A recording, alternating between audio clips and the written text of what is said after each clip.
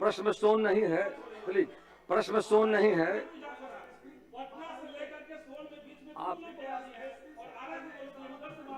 अध्यक्ष महोदय, ऐसे माननीय सदस्य और इनके माध्यम सभी सदस्यों को कि माननीय मुख्यमंत्री जी के निर्देश पर जो माइंस पॉलिसी बनी, खनन नीति, हम बता रहे हैं कि ये थाना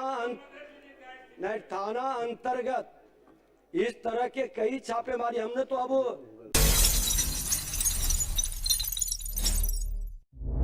आवाज जनता की। नमस्कार, मैं हूं आशा राय और आप देख रहे हैं न्यूज पीआर। बिहार विधानसभा के बजट सत्र के दूसरे दिन सदन में प्रश्नकाल के दौरान अवैध खनन का मुद्दा जोर शोर से उठा। बालू खनन को लेकर सत्ता पक्ष और विपक्ष के बीच तीखी नोकझोंक देखने को मिली।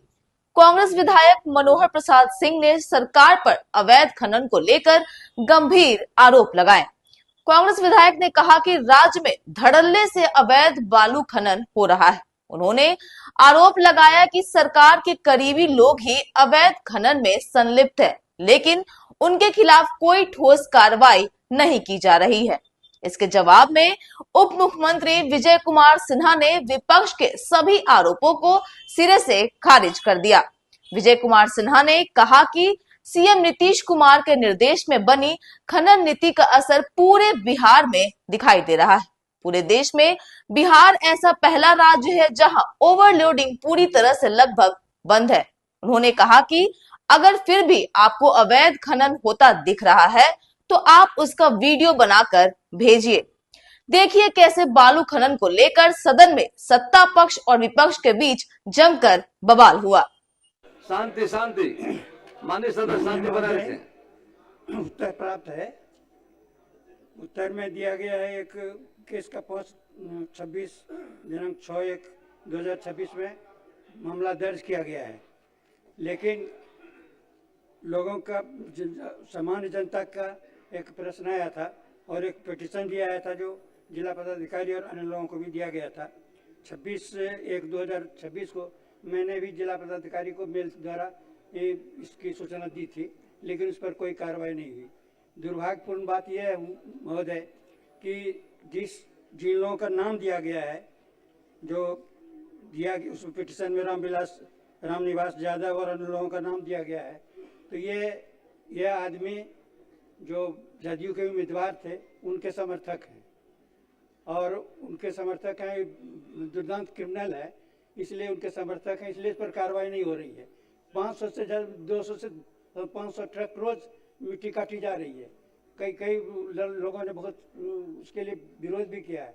सड़क टूट गई वहाँ, लेकिन कोई उस पर कोई कार्रवाई नहीं हुई। प्रशासन और जो पॉलिटिकल संरक्षण है उसके चलते ये हो रहा है।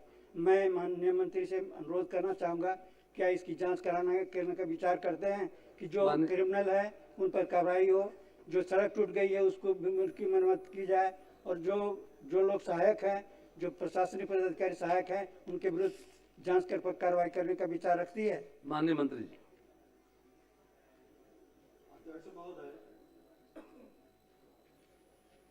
माननीय सदस्य का प्रश्न आंशिक स्वीकारात्मक है।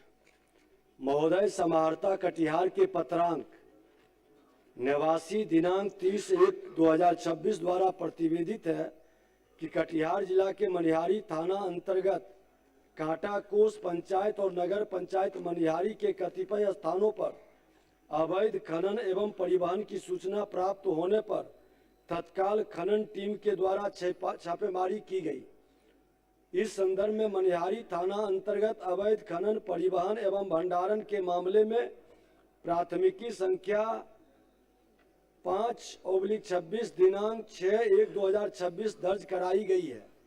अवैध खनन एवं परिवहन के पूर्णतः रोकथाम हेतु जिला खनन टीम एवं स्थानीय अनुमंडल प्रशासन मनिहारी के द्वारा संयुक्त रूप से जांच एवं छापेमारी की जा रही है। और माननीय सदस्य का जो जानकारी दिए हैं तो वो हम पूरी तरह से फिर से एक उड़नदस्ता भेज के जांच भी करवा लेते हैं।